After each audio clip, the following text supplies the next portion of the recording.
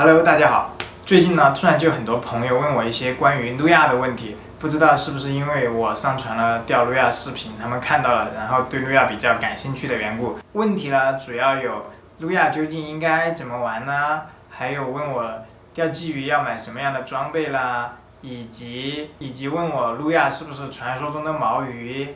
还有一个朋友问我，他想跟我一起去钓路亚，他要买什么样的装备等等。这些问题呢，有的深有的浅，于是我就萌生了做这么一系列视频的想法，希望通过这个视频呢，帮那些完全不懂路亚的人，甚至是连钓鱼也没有钓过的人，通过这一系列的视频呢，了解到究竟什么是路亚，玩路亚的话，大概需要买哪一些装备，这些装备的基本的花费是多少。通过这个视频呢，能够让你买到真正属于你的、适合你当地的路亚装备，能够让你独自一个人来到河边，安装好你的路亚钓具，钓到属于你的第一条路亚渔获。那么这一期呢，我就先来简单的讲一讲究竟什么是路亚吧。我们先从路亚的起源说起。路亚啦是英文名 lure 的音译，是一种钓鱼方式，但是它不同于我国传统的手竿钓法。据说路亚的起源是这样的：一家人呢他们坐在池塘边吃饭嘛，孩子们呢就在水边嬉戏一不小心呢，孩子就将吃饭的汤匙掉进了那个水里面。掉进去的一瞬间呢，就看到水面开始沸腾，有几条鱼就冲过来去咬那个汤匙。孩子的父亲看到了这个画面，然后他就重复着将这个汤匙丢进水里面。他丢进水里面呢，也常常会有鱼过来攻击这个汤匙，于是孩子的父亲便将汤匙的尾巴上打上了孔，挂上了鱼钩进行垂钓。这也就是今天亮片的原型。当然除了亮片呢，也还有很多不同种类的饵，其他种类的饵呢，以后我们也专门做一期视频来详细讲。这个父亲他把用亮片挂上钩之后钓鱼呢，结果钓鲈鱼的效果特别好，从此呢这种钓法也就流传下来了。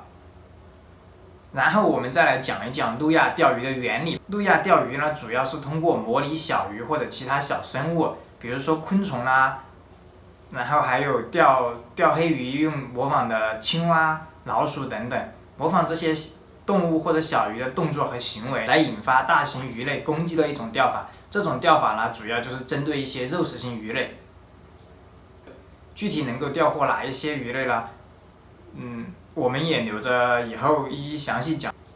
然后呢，我们再来讲一讲路亚做钓的过程。路亚的做钓呢，主要是先找到可能会藏鱼的地点，然后通过竿、轮、线把你的饵抛到你认为可能藏鱼的点，你再通过你的钓竿、钓轮带动你的鱼线，鱼线再带动你的拟饵在水中摇摆、走、停等各种操作，模仿小鱼小虾的动作，诱骗鱼类，使之误以为你的假饵呢是它的捕食对象，从而诱发攻击。当然了，鱼攻击假饵也不完全是捕食行为，还有一些其他的行为会导致它攻击假饵，具体的原因呢，我们也留着以后再说。接下来我们再来讲一下路亚的优点。路亚的话更注重的是找鱼的过程，因此不需要使用玉米、酒米等任何窝料进行打窝，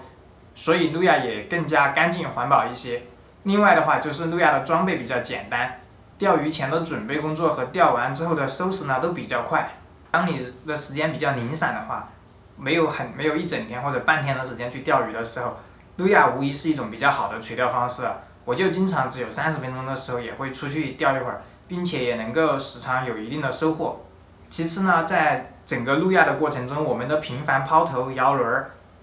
加上经常的换点，使得我们始终是保持着全身在运动的，所以说路亚呢也是一种比较不错的有氧运动的方式。最后针对之前我的朋友问我的一些问题呢，做一些补充。我想他看了我这一期视频的话，他应该知道路亚是不能够钓到鲫鱼了的吧？具体能钓的鱼种我们刚刚也说到了，之后我们再详细的讲解一下。然后我还想替钓路亚的人解释一下，就是钓路亚的话，主要是诱骗鱼攻击假饵。中鱼的话，它的伤口基本上都会在嘴巴附近，鱼受到的伤害呢也就比较小。而毛鱼呢，大多数使用的是3本钩，强制勾住从附近经过的鱼。这种被勾住的鱼呢，它往往都会比较奋力的挣扎，致使身上呢会出现大面积的伤口，而且伤口的深度呢也特别的深。因为毛鱼的话通常会使用多个钩子，所以一条鱼通常都不是被一个钩子挂住，而是被多个钩子挂住，对鱼的伤害也较强。中钩后的鱼呢，即使侥幸挣脱，也会因为伤势过重，或者在挣扎的过程中体力消耗过大了而导致后期的死亡。所以当你下次看到有人在河边摇轮的时候，你又想上去套近乎问问他钓到没有，你就要分清他是在玩路亚还是在毛鱼了。如果你问路亚的钓友毛鱼毛到了没有，他一般都不会理你了。最后再讲一讲，如果你不熟悉路亚也不熟悉毛鱼的话，你要如何区分是路亚还是毛鱼呢？正常情况下的话，路亚的操纵杆子幅度较小，它也比较轻柔，而毛鱼的话动作幅度就比较大，操纵也比较猛烈。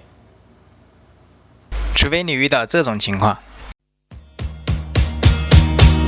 一開心彷彿滿地塵埃動跳動，一傷心彷彿會有湖水熱。下一期我们就主要讲一下路亚能够钓获哪一些鱼种，希望这期视频呢能够对你有所帮助。喜欢的朋友呢可以点点